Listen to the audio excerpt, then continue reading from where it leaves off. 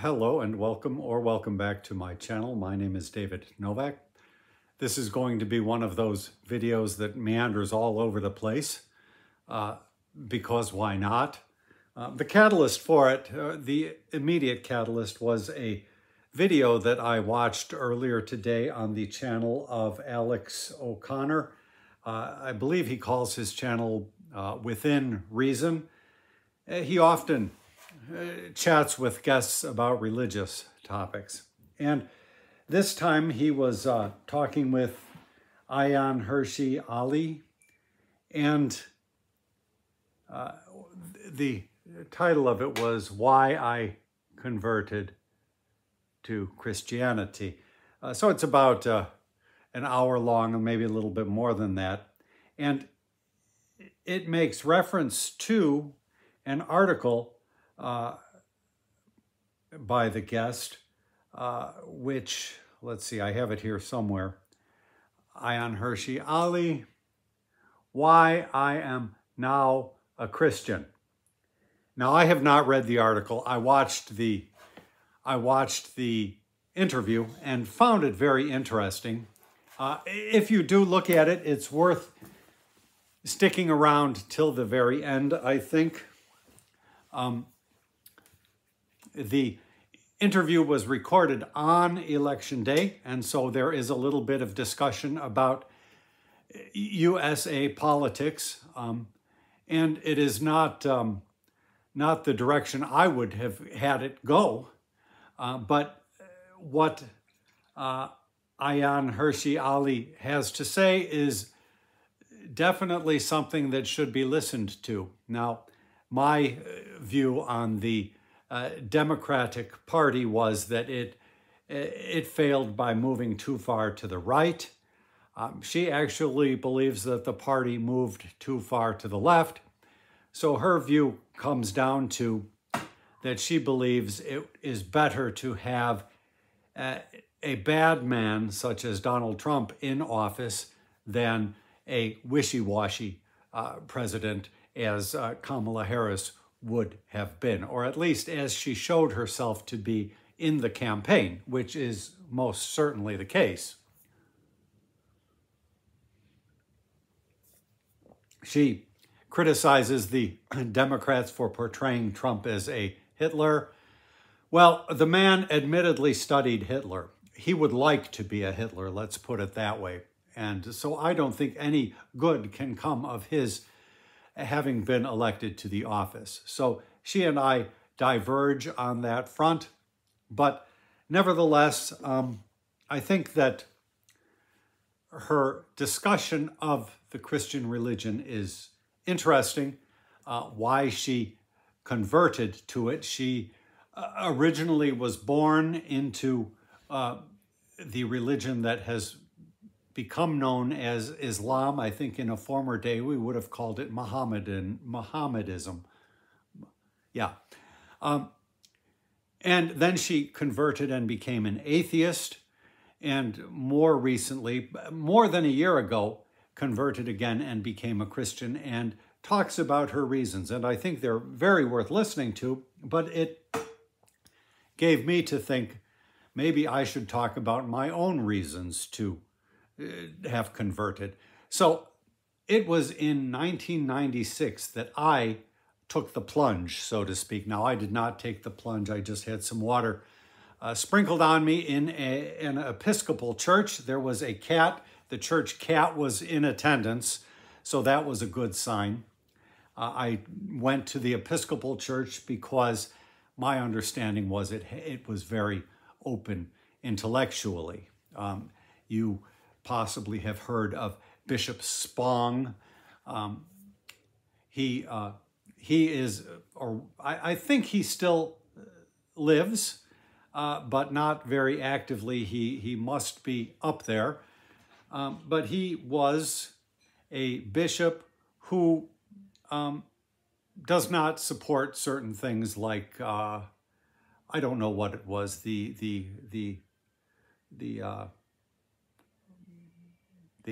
what is it called when Christ appears again? The resurrection, that's what it is. I think he argues that one need not adhere to that. And he definitely argues that one need not believe in the virgin birth and all of that sort of stuff. So it's a form of Christianity that tolerates a bit of leeway in interpretation. So that appealed to me.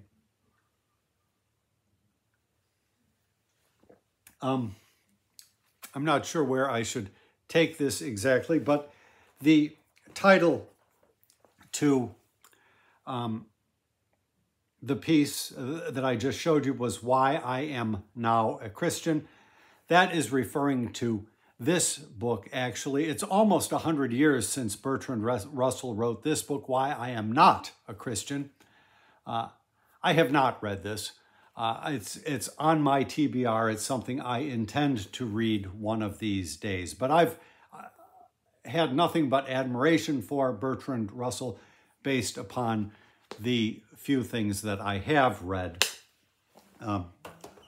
Just by way of show and tell, I should show you this. Sam Harris, who is one of the atheist crew, of which Ayaan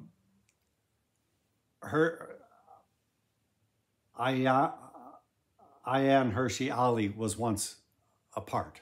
So it consisted of Sam Harris, I think Richard Dawkins, Christopher Hitchens. I read this and liked it very much. I read his first book as well and liked it pretty much. It needed some editing. And then I've followed Sam Harris and have not really cared for where his career has taken him. And so, as I say, Ayaan Hirsi Ali talks about the movement. I should add that this topic of religion and spirituality has come up on this channel before. Maybe about a year ago, I responded to a video that Gareth at Books, Songs, and Other Magic did along the topic of religion. And I will put a link to it in the description box, as well as to anything else that seems to be relevant. And I think I went over the course of my history, but I don't think I was exactly 100% forthright, and I'm not going to be 100% forthright here either, but I'm going to tell a little bit more. So I'm going to give you a little bit of my background with religion and spirituality, and then I thought that I would read a poem from my, my fourth book, The Soul's Refinement. It's a book that I have never really cared for that much, and I have not looked at it since its publication in 1996. So it's been a while, so I may stumble through it. But it is a poem that I wrote about being baptized. I should just give you a quick overview of my books. The first book that I wrote was Embodiment and Release. It's just collected things of a lifetime's worth of writing up until about the age of 30, maybe late 20s. So that's what it was. Then I did a book of sonnets. So it was a cohesive whole, and the first one starts with a poem about Jesus, that our Lord Jesus died upon the cross. I had not embraced the Christian religion so far as being baptized and making a testament of my faith, such as it were. Then the next book that I came up with in 1996 was The Soul's Refinement. And in the book, I make quotations from different things, different religious traditions are represented a little bit. I should say that, well, let's see. I'm not really exactly sure how it went with me, but probably my very first initiation into spirituality was when I was pretty young. I was a martial arts student. I was probably 16 or so, and it was called Chung Mu Kwan under the leadership, the preceptorship of a guy named John C. Kim. You can look him up. He was busted for a scam in Illinois, I think, but he never did any kind of justice. He bilked his students out of untold dollars. It was a religious cult, in essence. I have a book about it written by a former cult member. I have not read this yet, but I intend to get there.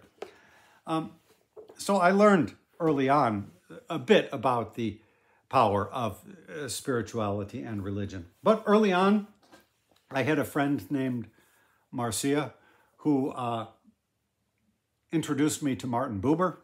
And early on, I came across this, Tales of the Hasidism. And so this was important to me. I took it with me to Taiwan and read it there. But I think before even that, I was reading Idris Shah, these Tales of the Sufi. These are the main books that I looked at. I have one or two others, but these are just tales, sort of spiritual tales. And that was my earliest religious background. At some point, I fell into a bit of Hinduism, and when I was young, I would have called myself, if anything, something of a Hindu in outlook. Of course, I never had any contact at all with the religion beyond this book and the Upanishads, which I read. And I should add, just to fill out the picture, when I was young, I was reading the I Ching as well, which is something of a spiritual book. So these two books, to me, I would rather guide my life by, if I had to guide my life by a book, by these two books as opposed to the Bible. But I take a step back there. I will walk that back. In Taiwan, I had a friend who gave me his copy of the New Testament. So it's a nice bilingual edition. And that was the first time that I had ever read it. And it made a big impression on me, let me say. Now, after I left Taiwan and came back, I did invest in a Bible, the Harper Study Bible. And I would guess that I've read most of it, but it's never been a big book for me. I was writing in the Western tradition, as it is called, and so one must needs have some familiarity with the names and the tales, that kind of thing. Now, when I was young, I had a cousin. When I said conversion, I meant that probably pretty exactly. When I was young, I grew up in a household that was probably what you would call atheistic. It was not talked about. My mother, I think, had a belief in God. My father did not, and my father was a diehard atheist, though he had been raised Roman Catholic. So we were not dragged to church or anything, but as an extracurricular activity, for a couple of years, I attended a Baptist church. I had a cousin who was very much into Christianity, of some sort of evangelical faith, I think, some affiliation with the Baptists, I guess. And so I went to a Baptist church for a couple of years and learned those stories early on, and even more important than that, for 2 summers in a row, I went to a Christian camp up in Michigan. So it was a week, something like that. And I remember there was a kid who talked to me about the faith. He explained how what they believe is just you have one pillar, which is God, I think, whereas other faiths, the Roman Catholics, believe in, they have I don't know, the Bible and something. I don't remember what his argument was. I realized he was just a kid. We went to see him afterwards. He was working at a fast food restaurant called Russell's, and different town, but my father drove me there so I could catch up with him and say hello. So now, looking back, I realized, well, he was just flipping burgers, so he was just a kid. He was not some authority, but I viewed him as such. But the thing that really inveigled itself into my consciousness at that time was the whole language of Christianity. So the idea of prayers and saying prayers got me through many a tough time in my life, and there were years where my life was probably nothing but a non-stop prayer. I am not really a huge advocate of praying in general. Many of my poems take the form of a prayer, and they still do. And that is a linguistic earmarking of the language in which I write. But I think prayers, particularly the kind where you ask for something, are not really critical and are not of a lot of use. I think the main prayer that I would offer up was, "Thy will be done, O Lord." And if you look at my oeuvre, my collection of poems wherein the poem is a prayer, you will see that that is the basic prayer that I made. So,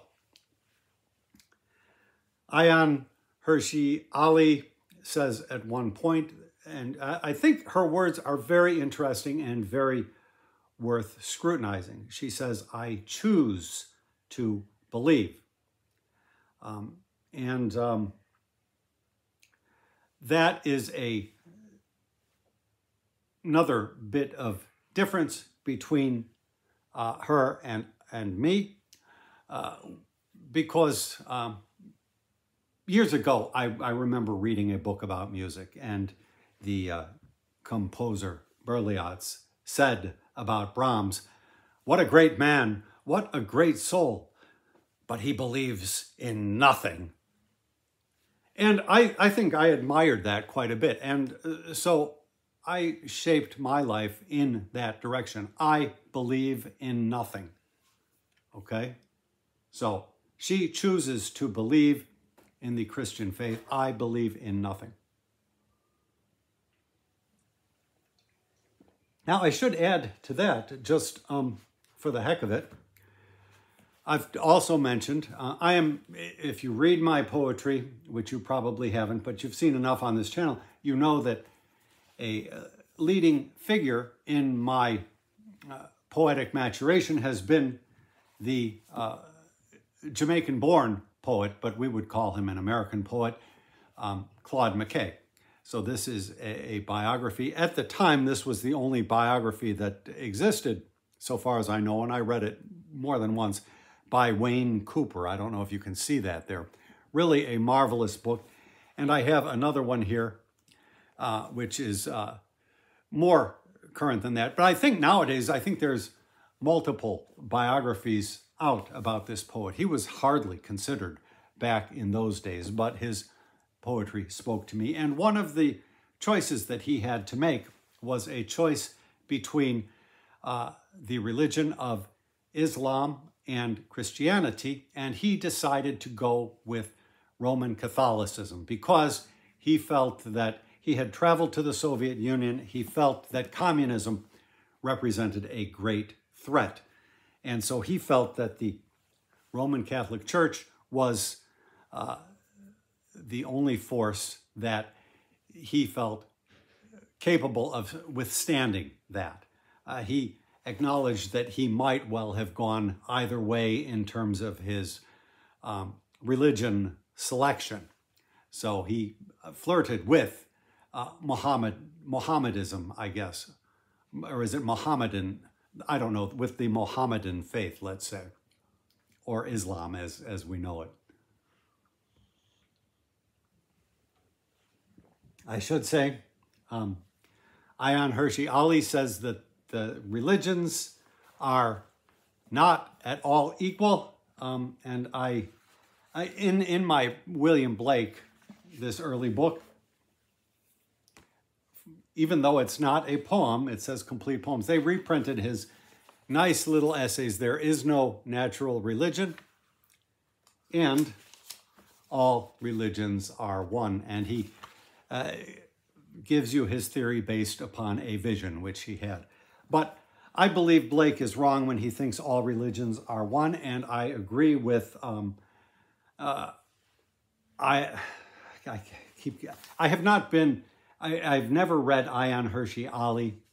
I've been aware of her as long as she has been on the public scene, and I have seen all of the news stories which pertain to her. But I certainly agree with her that you cannot dump all of the religions together under one rubric, as the atheist camp might do. I should say this subject has also come up on the channel of A Poet Reads to Write.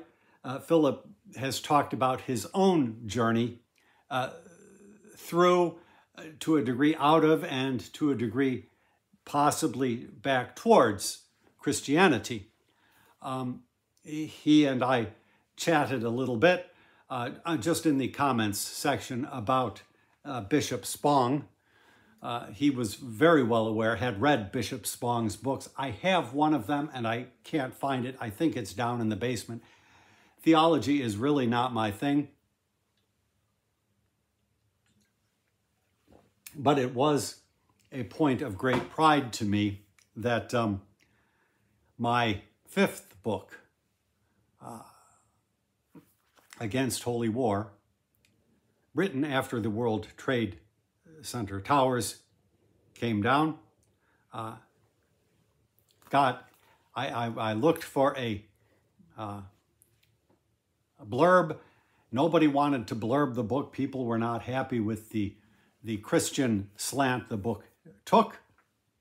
My argument in the book was that we should have a Christian response. That is not at all how I phrased it, but that is how I might say it now. And that was off-putting to some people. And John Shelby Spong was gracious enough to give me a blurb. David Novak invites his audience to soar beyond hate and division to love and oneness. He shows us a world where even religious convictions that separate us from one another can be set aside. His is a plaintive, even a lonely voice emerging from the rubble of September 11, calling us to abandon revenge for God's sake and for ours. John Shelby Spong, author, A New Christianity for a New World. So it remains a point of pride with me that while most folks did not want to provide me with a blurb, the book was published 6 months after the World Trade Center came down. So I think I actually had the books in hand like March 9th, something like that, of 2002, I guess that would be.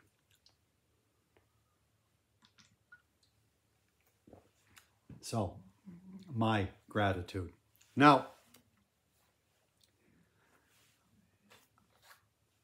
I mentioned my book of sonnets, which was really my second book, but my first cohesive book. I wrote my last book, I think last year, Sonnets second series. So I went back to the form of sonnets.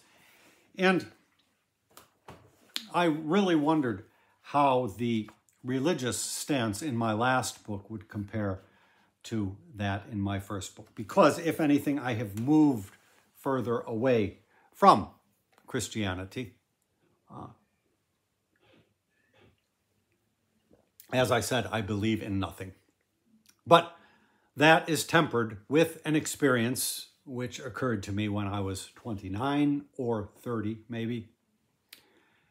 And so where I would say I believe in nothing, I have seen something. So let me just leave it at that. If you wanted to delve in a little bit deeper, the words at the time that I thought could describe the thing was, I would say I had seen the imperishable Brahman, So that's a term from Hinduism, and I'm going to let that rest. Now this is all build up to my poem, but I'm going to, just for the heck of it, read you something else, comic verse, because when I realized that the article, as I said, which I will link in the description box, written by Ayaan Hirsi Ali, when I realized that it is this exact title, but with a letter change, so hers is Why I Am Now a Christian, I immediately thought of the great poem by P.G. Wodehouse. And so he is not one of my favorite authors, but I will read that poem to you, if I can find it. Well, while I am looking, let me read you something from, I don't know how you say his name, Gelett Burgess. This one you will know, The Purple Cow. I never saw a purple cow. I never hope to see one. But I can tell you anyhow, I'd rather see than be one. I'll give you a couple more just to lighten things up a bit. Another one is titled Leave Taking. The proper way to leave a room is not to plunge it into gloom. Just make a joke before you go, and then escape before they know.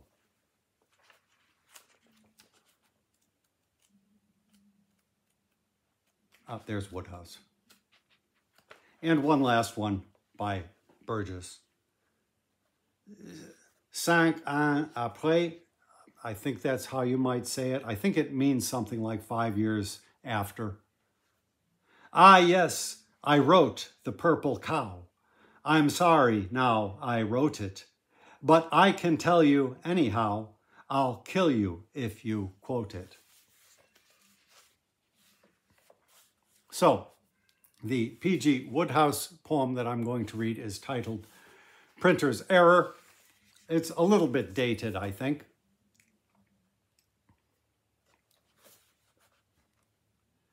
As o'er my latest book I pored, enjoying it immensely, I suddenly exclaimed, "Good Lord!" and gripped the volume tensely. "Golly," I cried, I writhed in pain.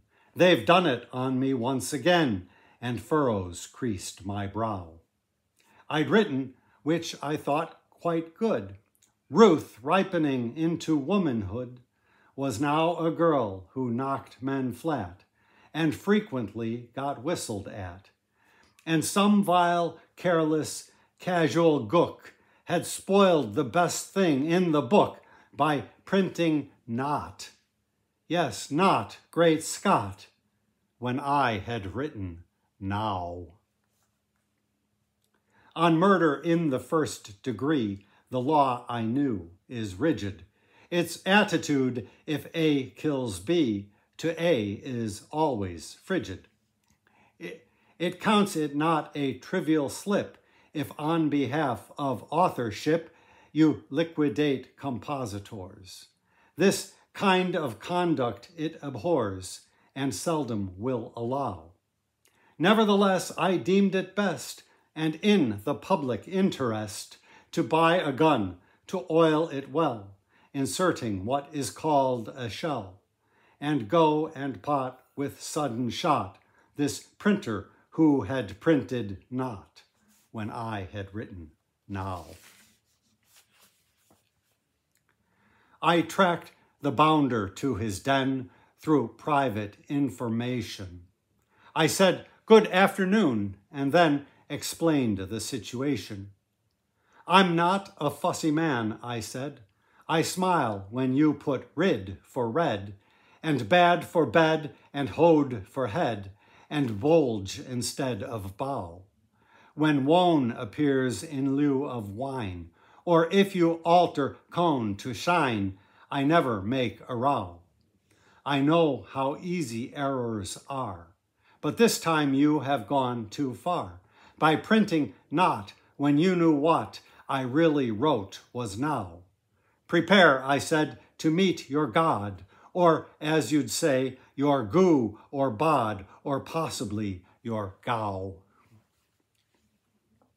A few weeks later, into court, I came to stand my trial. The judge was quite a decent sort. He said, well, cocky, I'll be passing sentence in a jiff, and so, my poor unhappy stiff, if you have anything to say, now is the moment. Fire away. You have? I said, and how? Me lud, the facts I don't dispute. I did, I own it freely, shoot this printer through the collar stud. What else could I have done, me lud? He'd printed not. The judge said, what? When you had written, now? God bless my soul, gadzooks, said he. The blighters did that once to me, a dirty trick, I trow. I hereby quash and override the jury's verdict. Gosh, he cried, give me your hand. Yes, I insist, you splendid fellow. Case dismissed. Cheers and a voice, wow, wow. A statue stands against the sky, lifelike and rather pretty. 'Twas recently erected by the PEN committee, and many a passer-by is stirred, for on the plinth, if that's the word, in golden letters you may read, this is the man who did the deed, his hand set to the plow. He did not sheathe the sword, but got a gun at great expense and shot the human blot who'd printed not when he had written now. He acted with no thought of self, not for advancement, not for pelf, but just because it made him hot to think the man had printed not when he had written now. So that humor is a bit dated, I think. I don't think we take so kindly the cavalier statement of somebody should be shot because they printed a word wrong.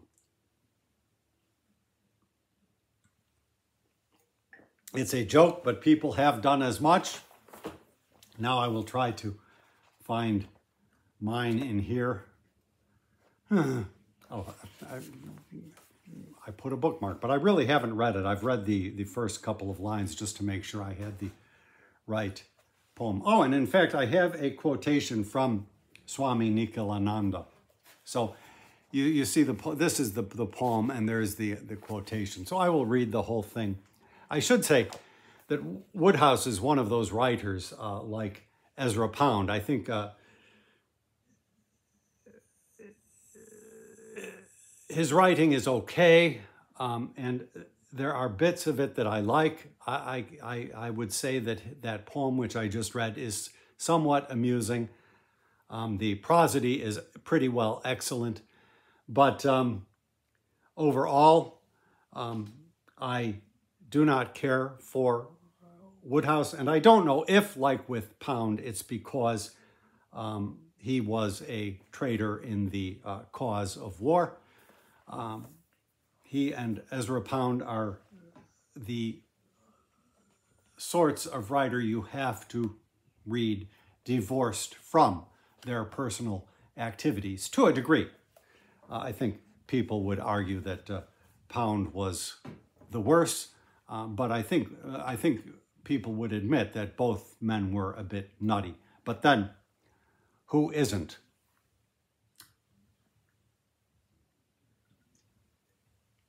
Much madness is divinest sense to a discerning eye, as I have said before. So let me get into this and we will see where it takes me. The enemy of Islam is not Hinduism. The enemy of Christianity is not Judaism. All religions are challenged today by a common enemy, the rising tide of skepticism and secularism. If the religions do not hang together, they will hang separately. A Christian, to paraphrase the words of Arnold Toynbee, can believe in his own religion without having to feel that it is the sole repository of truth. He can love it without having to feel that it is the sole means of salvation.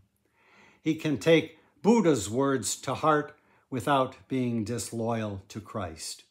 But he cannot harden his heart against Krishna without hardening it against Christ. Nikhilananda.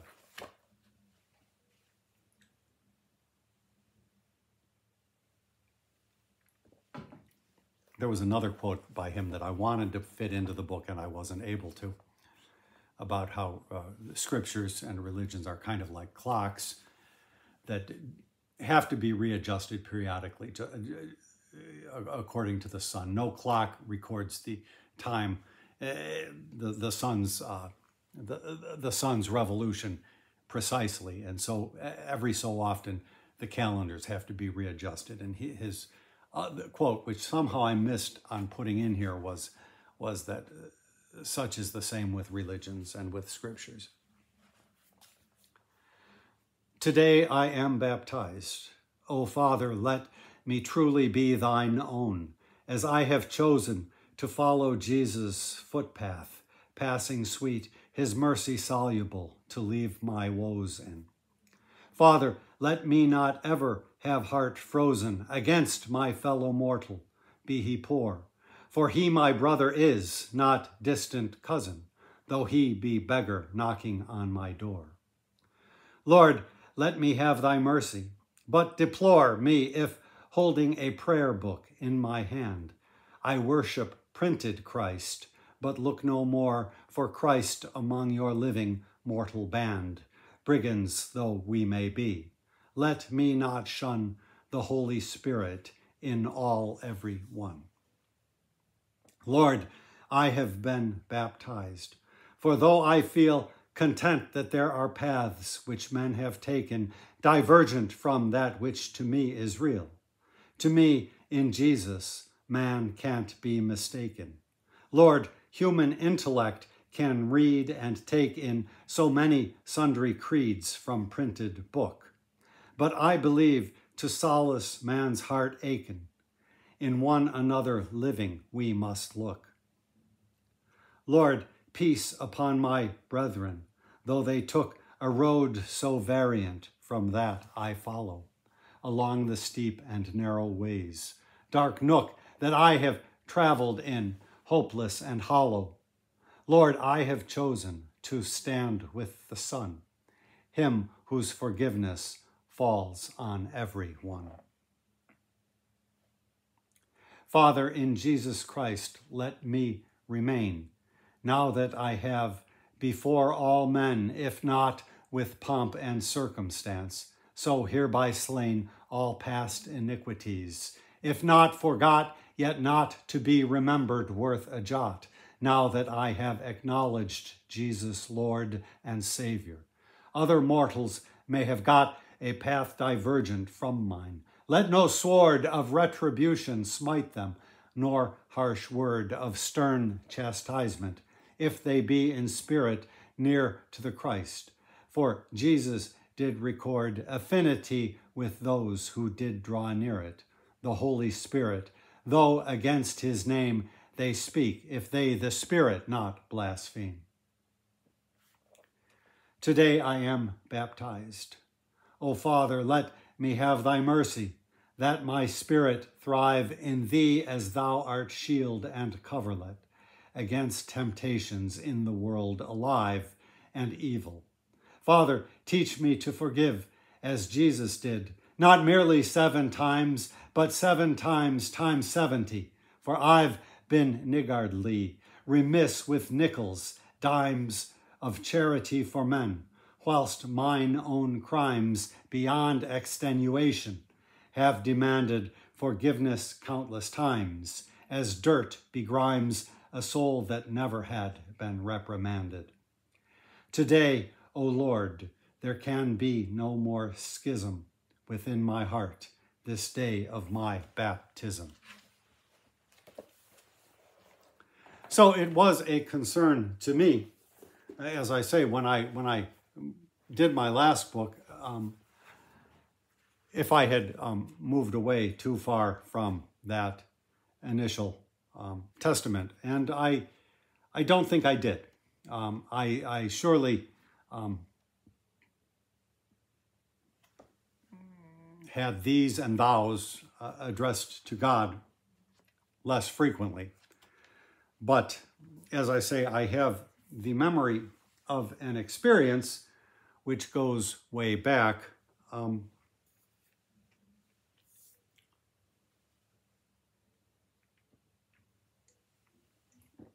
I agree completely with Ayaan Hirsi Ali that religions are not all alike. But in practice, I believe that what Swami Nikhilananda wrote obtains, and we must try some way or another to coexist and be lenient with one another.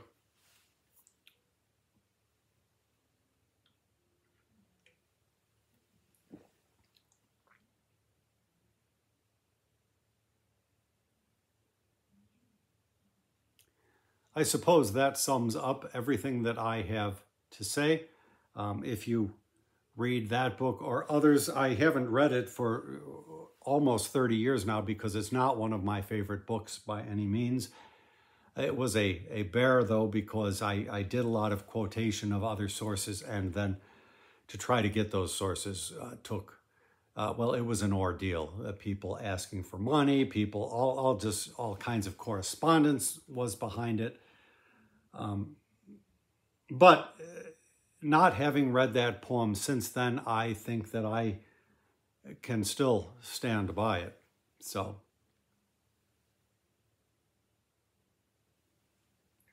unlike Claude McKay, I did not have to waver between Islam and Christianity, though I recognize the virtues in the Muslim faith. So, with that, I will leave off talking about religion, my spiritual journey, and urge you again to go look at that video that I made mention of. Alex O'Connor in general is a, I guess it's technically called a podcast, but it's a YouTube channel that I find definitely worth the following. So I will put a link to that video. I will put a link to the article, even though I have not read it as yet, and anything else that seems apropos. Thank you very much for stopping by my channel.